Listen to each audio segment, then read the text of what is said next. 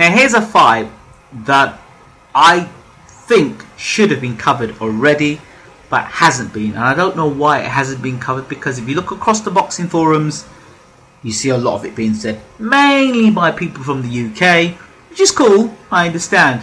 The fight is Kell Brook against Keith one-time Thurman. Now everybody knows that I'm a fan of Keith Thurman and I like Kell Brook, but I have to be honest, putting these two guys in the ring, for me, I find it's a complete mismatch on many different levels. For example, here's my first example. I'm not being a fanboy here, as many people say, oh, you're a fanboy. I'm just trying to be logical about something. Kell Brook has not fought anybody of note in the top 10. His best fight to this date would either have to be Carson Jones or Shevchenko, who beat Ricky Hatton, but was beaten by Paulie Malignaggi. Okay, that's his best win, right? Keith Thurman has fought Carlos Quintana. He's fought Diego Chavez, and he's fought in his last fight he fought Jesus Soto Karass. Okay, now 3 of those guys already have mixed it at world level. I mean, elite world level. Brook hasn't fought anybody remotely close to that level, and Keith Thurman has handled them well. Okay, and he's dispatched all of them. At this point in his career, Brook has fought nobody who's been undefeated, a big puncher who comes forward.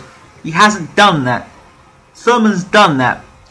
You've seen Thurman rocked in a fight and come back against a big puncher and win.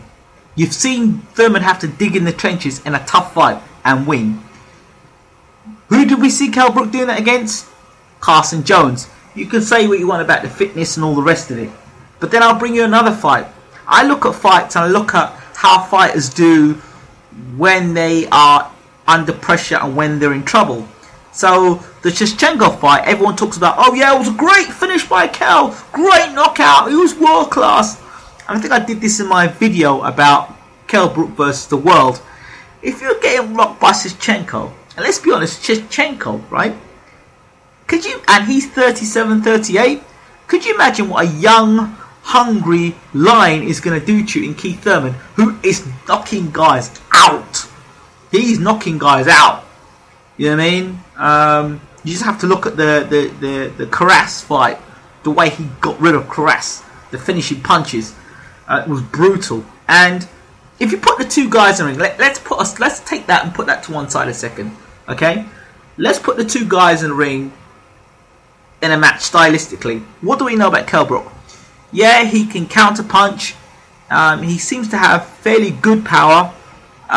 He's big as a welterweight. He's a big, strong welterweight. Condition, question mark still, because despite what happened in the Carson Jones fight, everyone said, well, he's fitter now. Well, we don't really know, because since the Carson Jones fight, Kell Brook's never been put under any real sustained pressure.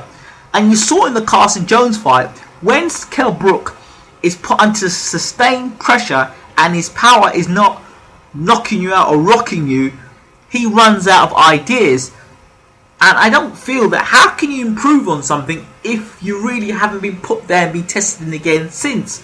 You could ask yourself the question, if Kell Brook is so good, why have they not matched him against the best in the world? Why is it taking him so long? Okay, so those are my problems. And Kell Brook as well. You look at a fighter who has no inside game and fights with his chin up in the air. No defense. Kell's defense relies on him moving his head out of the way and using his feet to pivot out of the way of punches. Now, could you imagine now someone like Keith Thurman coming straight forward at him and throwing bombs from round 1 to that unprotected chin? Now remember, we know what Kell Brook fights like when you fight at his pace. The Thurman's a boxing man. He's no dummy. He's not going to go and just throw wild punches. He's going to know what. He's going to have a strategic plan as to how he's going to go about taking on Brook. Brook, so far in his career, has only shown he can fight one way. He's only shown he can fight one way. And you could say, well, he's not been tested yet. Well, you know, it still remains to be seen how good Kell Brook really is. But I am convinced, in a statement Frank Warren said, Frank Warren does say a lot of things, but he made a statement, when I had him, he wasn't hungry, he wasn't up for it. Now, Kell Brook has said a lot of things about, oh, I want to fight for a world title, I want to fight for a world title. Now, saying you want to fight for a world title and actually physically wanting to do it is a different thing altogether. And I'm not sure Kell fancies himself against the very best fighters in the world. You know, and where's his development? I mean, what have you learnt from about Kell Brook from the Matthew Hatton fight? What have you learnt about Kell Brook since? Oh, he's fighting a final eliminator, and he's fighting another final eliminator. Oh, he's injured. Oh, he's coming back and fighting some other guy that you don't know about, and it's not even in the top 10. Kell Brook's got to come back and fight somebody decent, somebody in the top 10 now, to let us see what he's really about. You can't say Keith Thurman hasn't done that. And by the way, Keith Thurman is the current interim WBA welterweight champion of the world. Yep, Keith Thurman as well has his weaknesses. Of course, Thurman likes to go out there and test his chin against big punches. Now, I asked him about this in an interview, and he said to me that he does that because he knows eventually he's going to get tapped or touched. You know, I said to him, you know what, you're leaving yourself open to getting knocked out. He said to me, well, if you look at the certain fighters, those guys I thought haven't laid people out cold. You know, they've knocked him down, but they haven't laid him out cold. He said that about Chavez, and he said that about Carras, and hence why he took his chances against Carras. After the first round, I think he changed his mind after he got stunned. See, there's machoism about Thurman, which is not reckless because it's exciting, but you still think he leaves the door open there. And the question mark against Thurman fighting guys who are taller. Is Thurman susceptible to losing concentration against a guy that's counter-punching him and he's a bit sharper than him, he's got faster hands and faster footwork? We don't know what Thurman's like when that happens, so we have to wait and see. So, in some ways it could be an interesting match, but I don't see it that way. Personal opinion, I see Thurman catching Kell Brook very early, not allowing him to get into any form of rhythm, catching him and stopping him inside the first four. I really don't see how Kell Brook gets out of first gear, because you know Thurman's going to fly a trap to him, and I don't think Kell Brook has fought anybody in his career that's going to be hitting as ferociously and is coming with such determination. And I don't think Kell Brook's ready to fight that sort of fighter. I think Kell Brook looks good against guys that you give him space and you give him time to look and set his punches up. I don't think Kell Brook's a very reactive fighter in terms of when his back's against the ropes and he's being hurt. In the Carson Jones fight, it didn't look good.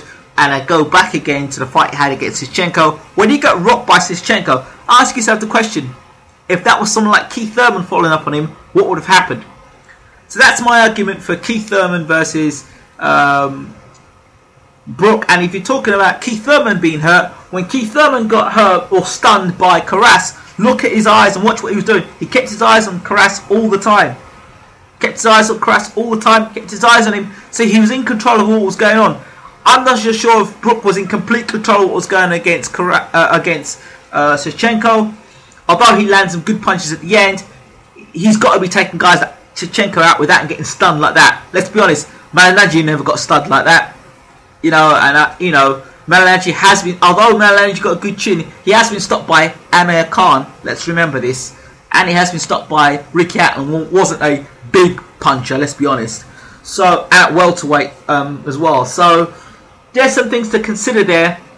Let me know what you guys think. Who are you picking? I'm out.